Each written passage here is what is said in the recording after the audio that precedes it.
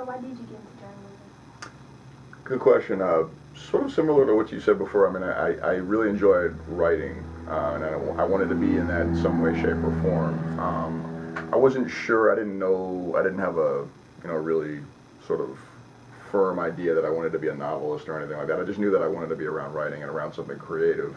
And I just sort of, honestly, I sort of fell into it. My first quote unquote real job after college, I got an internship at a newspaper in Connecticut, and I was overmatched. I didn't know what I was doing. I had an old school, like, New York editor from the glory days who would smoke a cigar and blow it in your face and call you an idiot in front of the newsroom. So it was a little traumatic, but without realizing it, I mean, at the time it was sort of like I was just trying to survive, but without realizing it, I think I picked up a lot about how to do the job. And after the fact, I kind of realized, like, wow, it's fun, it's exciting. You get to meet people and learn about all kinds of things. And I'm like a jack of all trades, and it's sort of like it's a good jack of all trades job. Now, how I got into educational journalism was, after I left that job, I did Teach for America. I don't know if you probably heard about that program. So what I'm doing now is sort of a perfect combination of, I was a teacher. I've worked with kids. The other thing I've done throughout my life is I really enjoy working with kids, mentoring, that kind of stuff. So this is sort of like a perfect mix of all those things. Do you enjoy radio? I do. At first it was a huge adjustment. Going back and, I was a print reporter. That's 99.9% of the journalism I've done over my life. It's a big adjustment. At first I was sort of wishing, like, oh, I wish I could just go back to what I know. I could write 10 stories in the time it takes me to produce one radio piece. So at first it was definitely a hard adjustment, but luckily for me, I've got great teachers. Both the people who have been my editors, actually there are three, they're really good. The people around here are very solid and conscientious, and they really care about what they do. So I was able to, thanks to them and thanks to a lot of caffeine, I was able to learn a lot really quickly. Really, and it's all about them. Great teachers. So now I'm really starting to think more with my ears as opposed to my eyes, and it's really a lot of fun. Like, I really enjoy mixing stories, laying out all the soundtracks, getting the timing right, getting the background sound right. That aspect of it I really like. And as we know, print is experiencing some problems in the grand scheme of things, and radio, as long as people are stuck in cars or they want to learn or something and hear about something while they're in the shower or cooking dinner for their kids, probably going to be around. So I'm actually I'm becoming more and more happy about it as time goes on. Okay. What is the Southern Desk? Yeah, Southern Education Desk. Southern Education Desk. It's I get that question a lot, and it is kind of complicated. But basically, the Corporation for Public Broadcasting, that group and some other nonprofits and media groups got together, and they wanted to come up with a means to sort of address the problem that local, on-the-ground reporting in some markets and in major publications is sort of disappearing. It's sort of becoming an endangered species. So there's grant money involved, and they put together these organizations called local journalism centers.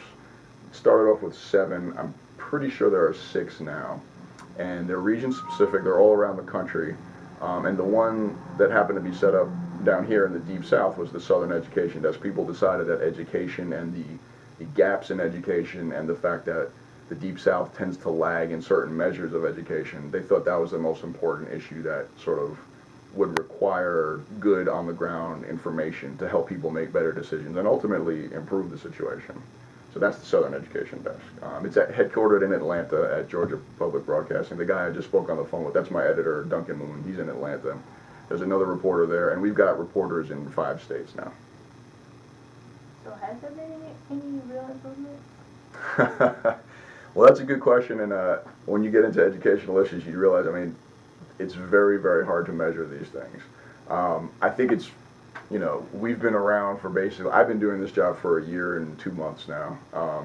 To say that any of us have affected positive change, I think it's probably too soon to say that, although, it's very possible. It's just a hard thing to measure, and how could you definitely attribute it to us? I don't know. I'd like to think that some of us, our reporters along the way have gotten information out there that has helped policymakers, school administrators, whatever, make better decisions. I hope so. Is there any advice that you would give the upcoming journalists? You know, I got into it, the way I got into it was very, very strange. I mean, I don't have a journalism degree. I just kind of fell into it. I guess one piece of advice I would give to any journalist is to read or to listen or to watch critically. Start really trying to think about when you see a good report on TV or hear it on the radio or you read it in the paper or on a blog. You know, what's good about it? What do you start thinking about what goes on behind the scenes and what it takes to make something like that, and definitely like talk to people in the business who can tell you more about it. It might be helpful to decide what kind of field you want to go into, although today in today's job market, any job you can get, you're probably going to take. So I guess it probably helps to keep kind of an open mind and flexibility as to like what type of journalism you want to do. What's been the most surprising thing so far in doing coverage? Most surprising thing. Something that stood out to you the most in the past. You mean as far as this job that I'm doing? This particular job. Okay. The sheer amount of time it takes to make a, say, 4-minute radio story. Like just the amount of work and all the different moving parts and pieces that are involved, the different computer programs, the sound mixing, the editing, like all that stuff. You know, I grew up listening to NPR, and I'd hear a 2-3 minute, 4-minute piece on the radio, and I wouldn't think anything about it. I'm like, oh, that's good. You know, it was informative, and I always appreciated it. But knowing what goes on behind the scenes now and how many people are involved, especially at the national level, like NPR pieces, you know, there are pieces where, you know, 6 to 10 editors are involved in each piece, and it's just an amazing amount of work, and it gives me even more appreciation for what's out there on NPR and on the local stations. I know that Brianna was asked about having affected change, but do you think people are appreciative? Have you seen people being appreciative of the coverage?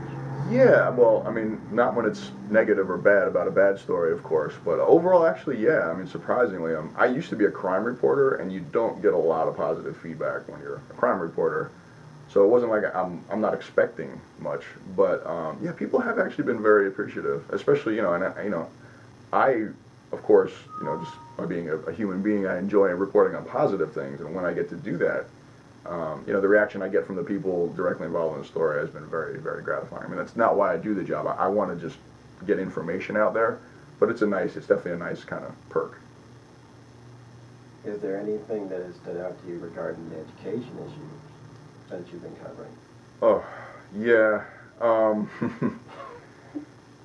Yeah, the first story that I did on this job was about, there was, at the time, it was still in federal court, there was a lawsuit involving the property tax system in Alabama and how basically the way it's set up, you know, it almost seems like the bigger the landowner, the less proportionally property taxes they pay.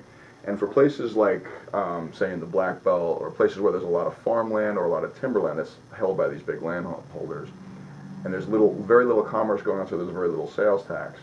I mean, there's almost no, or there is no local money that the schools can play with and try to improve their programs. So they're just limited to what they get from the state.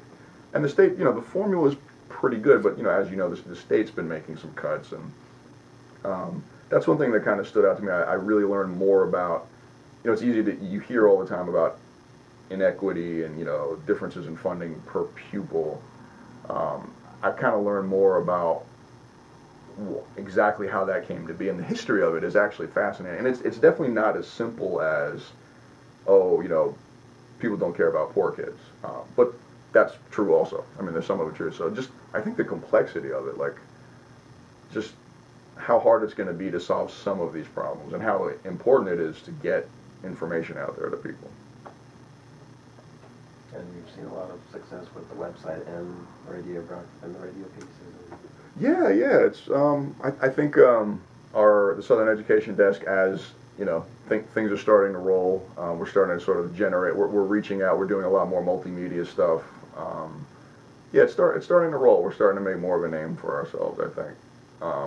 And as far as, like my story, it depends. If I'm lucky enough to get a national story, that's always fun. You hear from relatives in California or whatever. That's always, a kick. But it's been good.